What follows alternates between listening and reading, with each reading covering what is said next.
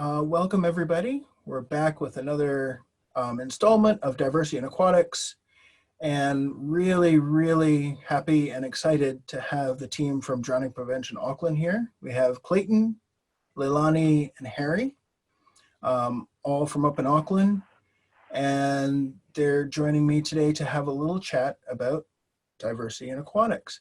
So if we could start out first, doing the traditional, maybe each of you can do a little self-introduction. Give us an idea of what area of expertise you are. And also what I'm really interested in is a little bit about your background in aquatics. What is your relationship with the water? So maybe start with Leilani. Yep, cool. So thanks, Kurt. I'm Leilani. I am the new settler aquatic educator here at Drowning Prevention Auckland. I have a main focus on our new settler Asian communities, since they account for a large number of our preventable drownings within Tamaki Makaurau, Auckland. So that's working with migrant groups, refugee groups, international students, and pretty much introducing them to water competence, and encouraging them to be able to use our waterways safely, so then they can return home back to their families. I also do our holiday programs and our events and look after our casual staff, so pretty full on. But again, I'm in this job because I'm passionate about water safety education. And my background, I've been a surf lifeguard for 9 years, so I've competed in surf sports growing up, have volunteered my weekends out at the beach, North Piha, and I love fishing. I love everything water related pretty much. So thank you. Cool. Thanks very much. Maybe go to Harry next. Malole, and thank you, Kurt, for having me or our team as part of your program podcast. My position at DPA is looking after the Pacific community. So I've been with the organization for almost 10 years now, so a very long time. I guess in terms of Pacific, in Auckland, we have the highest population of Pacific peoples in the world, actually. All come here to Auckland. However, in terms of drowning, in the Auckland region for Pacific, it's really high in our region, which is why they've deemed Pacifica as an at-risk group when it comes to drowning. And there's that misconception that all Pacific people should be able to swim because we're brought up in, on and around water, and that's not the fact. We don't use it for those kind of purposes like learning to swim or all that kind of stuff back at home. It's more of we go out there and we want to catch fish for food, the sustenance for our family. So that's a bit of background about the Pacific and what I do. I guess my background in terms of the water is more so just enjoying it. I'm not qualified as Leilani, like a surf lifeguard or anything, but I'm just as passionate in terms of trying to help my community prevent drowning through education and other ways, because as you'll probably find out, and we all know as well, is that most of these drownings in New Zealand are preventable, especially in our Auckland region. So that's me. Cool, thanks, Harry. And go to Clayton, last but not least. Kurt. My role at DPA is Māori aquatic educator, so I focus on Māori and areas of where they need support around trying to reduce the drownings. My background has been, I was brought up in a little community up in the north, so we had a dairy farm right next to a river, so swimming in the rivers and bombing and jumping off bridges was something common, and then to the beach with my uncles gathering kaimoana was also common, but we didn't sort of have all the right gear back then. When I look back, reflect back now. So I've dived pretty much 30 years on the rugged west coast. Had many experiences of being a diver, nearly drowned, and then being a top diver, and very competent and fit, and being able to hold my breath and still nearly getting into trouble there. From those experiences, it's kind of like made me a lot more safer and aware.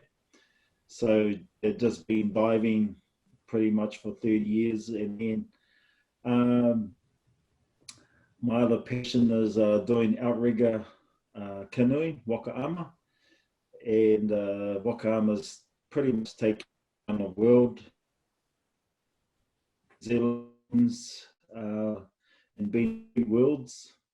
So kind of like experience water in the Cook Islands, Hawaii, Tahiti, New Caledonia, Canada, plus our own waters. So yeah, I still love diving now, and currently diving pretty much every weekend, tank diving and free diving. So I kind of like mix it up, but love the water, and it's kind of like it's their go-to place for stress release for me personally. So having a job like this, it's not really a job, it's something that I love to do, and I'm really passionate about it. So yeah, that's a little brief on me. Thanks very much, Clayton. We might have a little bandwidth problem with your video coming through, but that's okay, because we can always put up a beautiful picture of you while you're talking, so it's all good. We'll make it work. But thanks everybody for that. And one of the reasons why I asked you what your background or what your relationship with the water is because that's that element of diversity that we very seldom talk about, I think, in the industry. Is not everybody comes from a competition swimming background. We all come to the water from a different place for a different reason. And that's part of the diversity of aquatics, is why we come to the water. So specifically in this one, all of you work with diversity in terms of culture specifically. And like everybody knows, I am in New Zealand now, but I'm newer to New Zealand. And I am still learning about what the diversity is around New Zealand as a whole. Obviously, I've been working in the Bay of Plenty. I'm getting a better sense here. But I'm really excited to talk to all of you about what is diversity like in the larger scale in New Zealand, because you guys have a lot more experience than I do here in New Zealand. Just to give you an idea, actually, before we start, how I met all of you, because I have met all of you. It was at the Waves Conference in 2018, if I'm correct. Yeah. And I was doing a presentation with the support of Water Safety New Zealand on diversity and addressing diversity in swimming lessons and water safety lessons. And right after me was Harry. And you were doing a presentation on your program as well. And it was really interesting because we found that I was kind of setting it up, and then you were showing how that works in a practical sense with your program. And the two programs actually fit together quite well. That sense of no matter what element of diversity we're working in, there are these common things in the background. So can anybody give me a sense of, first of all, the aspect of diversity, or what is your sense of diversity and inclusion in aquatics on the whole in New Zealand? Big question. Yeah, I guess my perspective, and as I mentioned, I've been in this industry for a while now, almost 9 years, and just in terms of the diversity in the Auckland region, that's I only can speak for the Auckland region. I can't speak for areas like or the rest of New Zealand, because obviously they have their different ways of approaching that diversity. But it's getting better in some of the areas, such as local pools. Being able to, for instance, Leilani's program around women's only swimming, opening in the evenings to accommodate their customs and their religion for a specific program for Pacific peoples, which is what I work closely with in that pool area, or in that area, sorry. They've opened it up for more of a water walking component for that group, because that's what they want to do and that's what they enjoy doing. It's not you mentioned earlier on about being a competitive swimmer. It's being able to access and use the pool and being able to do the activities that they enjoy doing with everyone else in the pool as well. I mean, there's heaps of other things I can talk about, such as surf, in terms of their, in terms of what they can do more around the diversity part. I mean, I'm sure you've been to a lot of beaches where you see the typical New Zealand European person, and I've addressed this with surfers, like how cool would it be if we go out there and you're seeing like an Asian person or a Pacific person on the beach. Especially when you're asking them and you're a Pacific person and saying, oh, where's the best place to swim, or what should I be looking out for, and things like that. So that's just my perspective on diversity in the Auckland region. Cool. Does anybody else want to add to that? Yeah, I'll add on from Harry. I guess with my personal experience growing up in surf lifesaving and being at the beach most of the weekends in the summertime, it has definitely increased with diversity. I mean, I remember when I first started at my surf club, I was maybe one of 2 brown families within the entire surf club, and that was about 10 years ago.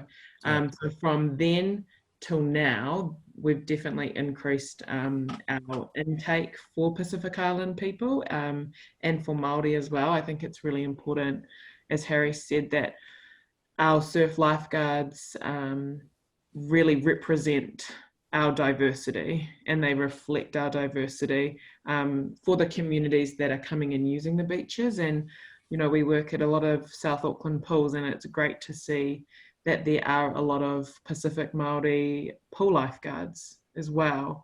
So yeah, that's really encouraging, especially because we run a pool lifeguarding course in our organisation, and we do get a lot of Pacific Island and Māori students come through that. But I guess with my specific community, new settlers, international students, refugees, water safety it isn't embedded, I guess, into them or ingrained into them as much as it is for the normal New Zealand, European, Kiwi person. You know, they may have come from landlocked countries, or we're a country that water safety education isn't pushed. Like Harry said, it's more for, you know, rivers, lakes, washing your clothes, gathering food. I can't really speak on behalf of all of them, but that's just some comments that I've, you know, come into contact with when talking to people from these communities. So I guess we're getting better at diversity in the aquatics, but like anything, there can be major improvements. Yeah, I guess the opportunities are there, Kurt, but it's just, the question is, how are we going to get these people to access surf lifesaving northern region to become lifeguards, or, you know, the ways, other avenues to get them to these jobs or opportunities for them, you know. And that's going to be an interesting thing. And that's something we're going to I'm going to bring up in a little bit, barriers to inclusion. what is preventing people, or what are the hurdles that we need to cross before we get people to buy in as such. But I wanted to give Clayton a chance to kind of weigh in on that first question. For me, it's quite different all around New Zealand. Like when I lived up north, you have a natural sense that Māori and everyone that lives in those areas have access in terms of they've got water all around them, and naturally they still teach swimming lessons and all those things at that ground roots of primary. But slowly a lot of the pools have been sort of left, I don't know if it's because of cost, but they don't have as many that kind of support now. Like they did in our time was just good. You had to jump in the water and hang on to the side of the swimming pool and start kicking and put your head under water and all that. And then next minute you're swimming and you're diving and doing all these things. So yeah, I think up in the north, we didn't really see anything as it was more whether schools were into it and promoting it and saw it as something important. It's not until a death actually happens and then people start to take notice and think, oh, do we really, what's the issue here? What's the problem? And we all know there's been so many near misses of, things could have gone really bad. It's and different things that have happened through my lifetime that I've seen that we would have, been a stat. So, yeah, I think some of the barriers for, say, like Māori and accessing, say, like scuba diving and all that, it took ages, really. And I don't know whether it was because scared of it or not introduced or the cost was a barrier. But now I see a lot more Māori actually participating in scuba diving, whereas before it was just a pair of shorts and a t-shirt and a little knife and away you go, you sort of thing, But now our people are starting to get exposed to those. I still feel sometimes though, because I've done my open water ticket through PADI, it's such introduction, and even when it's called advanced, it's actually quite misleading to me that when you say advanced, you're thinking that they're really going to be teaching you heaps of stuff that are going to really keep you safe. Yeah, so did you want to say something? No, because I'm a scuba diver as well, I'm understanding what you're saying. Yeah. So it's kind of like I'm thinking, they're training people in the open water, then advanced, but it's just I can just see so many issues. I'm just so that there has been more incidents really around New Zealand around scuba, but it's still quite bad. Free diving, recreational, should I say? Where there's still incidents that happen, but I suppose that's a whole nother issue. But just Māori, I suppose, accessing those things, accessing better ways. There's very few and far in between, because the role that I'm doing now is trying to reduce drowning with just recreational fishing. And one thing that we've picked up through that is not teaching of buoyancy, just having buoyancy aids to assist you when you're out in the water. A lot of our families go out just unaided with a sack in their hand. If they haven't got all the right gear and they get in a bit of current with no flippers and with shoes, find out shoes don't work too well. All that kind of stuff, and just not being taught. If they've been taught by an uncle that's taught them a specific way, doesn't mean that it may be wrong, but it could be just they're not giving you all the tools for different types of conditions and areas. Like down the South Island, someone could be classed as a diver and they're actually up to their hips, standing in the water, getting the kai. and they might say that's a diver, but to me, that's just someone for food standing on their feet. Yeah, so I might have gone a little bit off track there, but sometimes it's just, those are just my thoughts of thinking how, yeah, diversity, where now Māori is sort of, we've always been around water, the love for seafood, it's always been there, but I think we still lack a lot of training around, yeah. Well, I don't think you're off track. I think you're putting us on track, because that's one thing I did want to talk about, and you kind of led there, so we can jump into it, is the idea of programming, training, and these actual clubs and facilities. The idea of inclusion is more than just kind of opening the doors and being welcome. That why would somebody of diversity want to join a club or join a program, or what is the motivation of that group to actually jump into aquatics? And I would just give from my personal background, because I definitely grew up in Canada, but I spent some time in the West Indies when I was a kid. And I was all about the snorkeling and getting out there and swimming around with fins. So my parents put me in the pool to learn to swim, and I lasted 2 lessons because they kept telling me to swim up and down in the pool and keep putting my head underwater and swimming on the surface. I'm going, what? Why? I actually didn't understand why I was doing these things. Yeah. That was not the style I swam in. That's not the purpose that I was in the water for. So that's my personal example, but can you guys comment on, are programs designed for diversity at this point? Anybody can jump in. Yes and no is probably the best answer that, from my perspective, that I can give. So I think I'll give a Pacific lens on this one. Okay. Sure. Yeah, programming wise, in some of the key areas where Pacific really enjoy aquatics, such as boating, things around fishing, which are the two main things, or land-based fishing.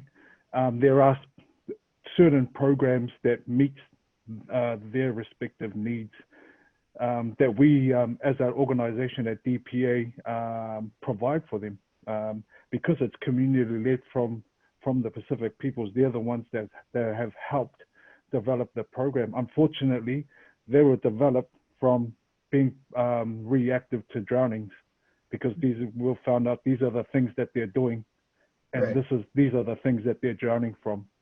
So from that, then we've had to develop those specific programs to give them more awareness, so when they are doing these activities, they know how to keep themselves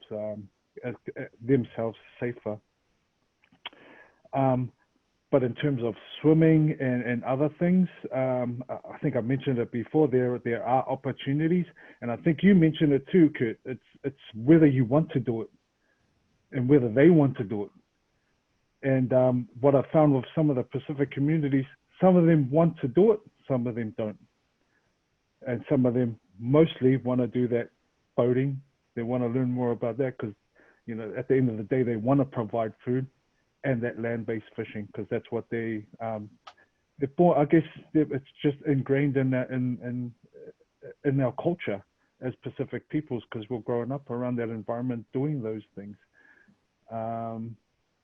So yeah, I guess that's my perspective on things, shining a Pacific lens on some of the programs. Whether it's answered your question, I'm not sure. But we're definitely getting there. We're definitely getting there. It's all part of it, because there are all these different aspects that we're talking about. Anybody else want to weigh in on that one, as far as I could programming design?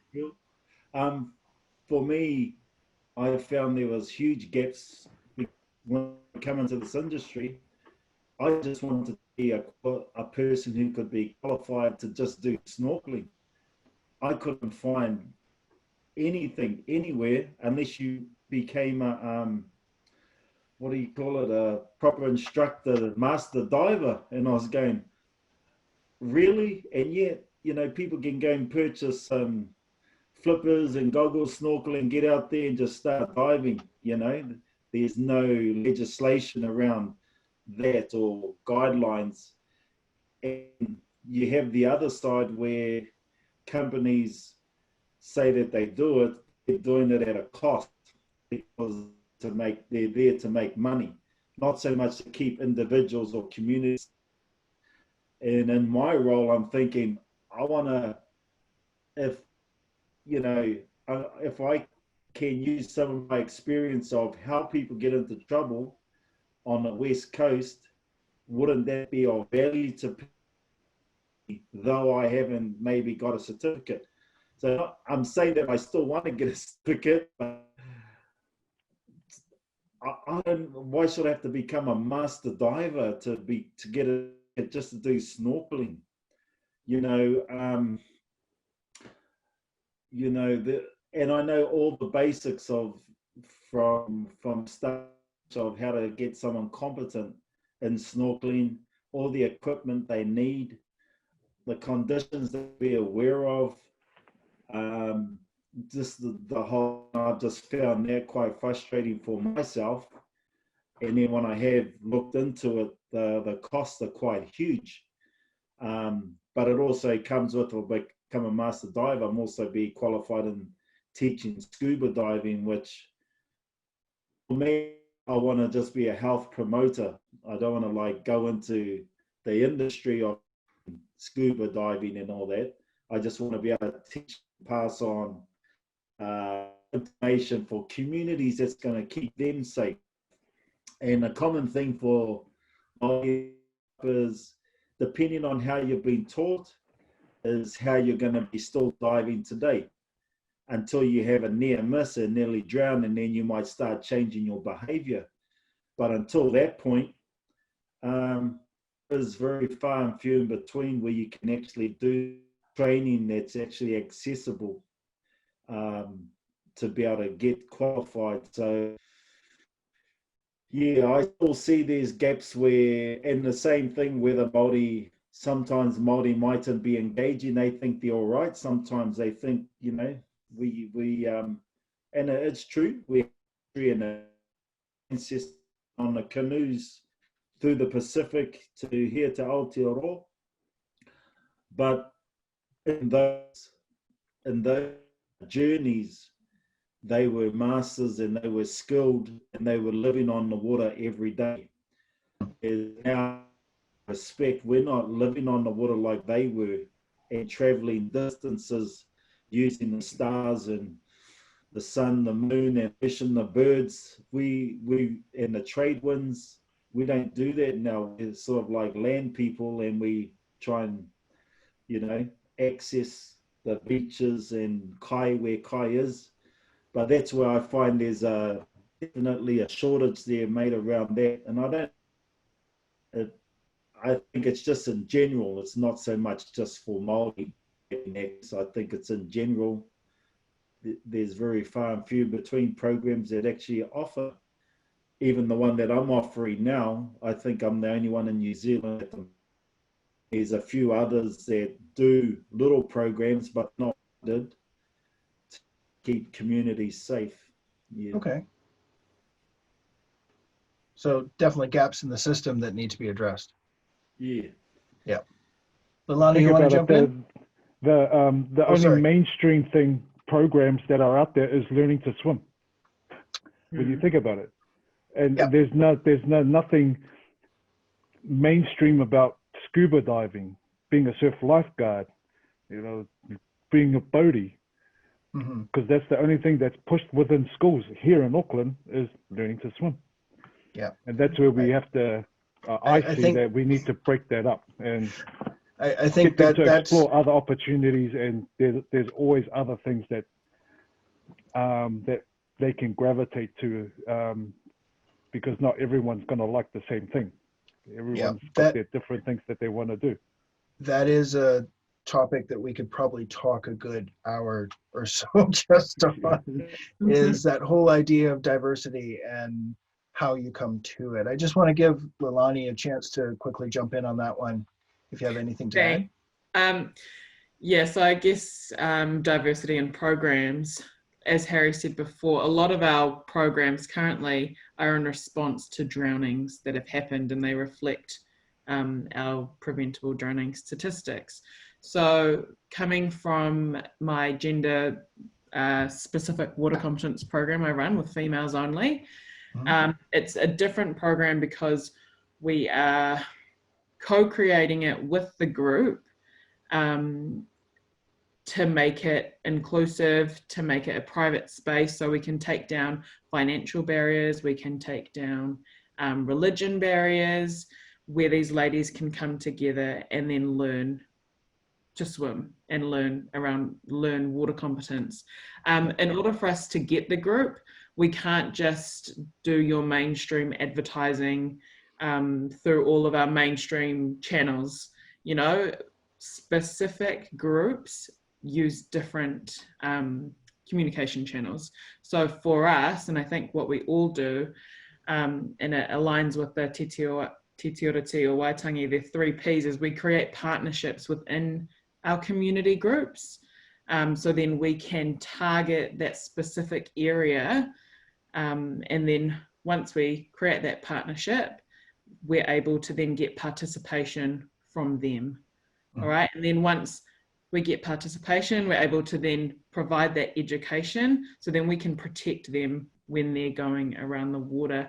So I think for a lot of our programs, it's around creating a program that meets that group's cultural customs and cultural beliefs. Because like we've all said, I think learn to swim, you get in, all the content is the same for everyone. But like you said before, Kurt, the linkage of why you're learning to do something really influences the uptake of your learning. Yeah. So yeah, I mean, for us, we definitely have a commitment to co-creating programs. So our participants want to come, and so they actually walk away with increased knowledge around water safety. We want it to be meaningful, and we want it, to have an impact. Yeah, You don't mind me asking you a question, Kurt? Yeah. I mean, you being in the country for what, 4 or 5 years now? 3.5, but all good. What's your perspective on the programming and stuff from your limited time here around diversity? Yes, I could probably babble for a while on that one, but I'm going to try and be brief. I pick up what Leilani just said as one of the key things. Those 3 Ps that you mentioned. I don't use that terminology, but what I find myself saying a lot now is creating buy-in. Is that idea that you actually have to, everybody knows that it's important, but it's the ranking of importance that's the problem. And a lot of people don't realize how important it actually is to be aware of the water and being safe around the water, whether it be to themselves, to their family, to their community. So I spend a lot of time working on that buy-in phase, that first P that you were talking about, creating the partnerships and getting people to go, oh, this is important. We get it. This isn't a learn to swim program, if you know what I mean. Yeah. That you're thinking about that customization. We want to give this to you. So that's one of the aspects. And again, there's a lot of stuff that would be in my head, but this is actually a question that I wanted to ask you all. My impression when I came to New Zealand is the water or life around the water is an embedded part of New Zealand culture. And that's my impression that I've gotten, and I continue to think and see that. And I wanted to know whether you guys would actually agree with that, because, and especially when I'm working with new immigrants, the idea that this is a way to actually have us all come to the same table and share and be part of the same community, because we all have to protect each other. And you don't get to say, I'm only going to protect my community and not the person who I live next to. Yeah. So is that a fair thing that I've kind of been saying, that the water is an embedded part of New Zealand culture? Yeah, Definitely. I would definitely agree there. Yeah. I mean, we're So, practically surrounded by water. And like you said, I mean, Yep. it makes sense for us all to gather around it and form that relationship, create those partnerships, because we can help and support each other in all our different types of works. I mean, that's why you approached us, is because you can see that we can support you in terms of your work, and to better yourself on how you can engage and think about some of the things that we're talking about that you can do with your groups down there in Tauranga. definitely. So, let me see. We're almost out of time, so I want to get one quick thing in, because we talked a lot about the problems, the idea of solutions, and that elusive thing of how do we make the programs that do exist more inclusive, so we're all part of that same community around the water. So things like surf life saving have so much to offer in terms of team building and learning about each other and all of these things. Do you have any ideas of how we can actually think of scuba diving or boating? How do we actually bring everybody to the table in this and make these programs more inclusive, even if it's one idea?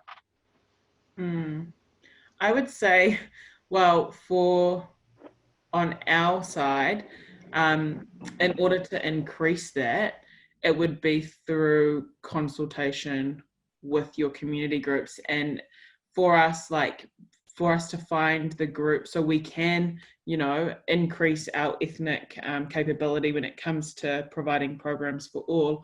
We're always trying to attend networking meetings, and then from there finding those water safety champions that really advocate for us for water safety within their communities. And when we attend these networking meetings, it's important for us to present the problem that new settler Asian drownings are very high in Auckland. What are you going to do for your community about it, and how can we support you so we can provide the education to lower that number? So I definitely think getting out and actually talking and asking questions about how we can better support these groups. And I mean, if it's a part of your organization's strategic goals or plans to be more culturally and linguistically diverse in your programs, then you can't do that from behind a screen. You actually have to get out. It's that face-to-face communication, that interaction that people really appreciate. Agreed. So that's one way, I think. I think also you're right, is looking at movers and shakers within the community that people actually do have respect for.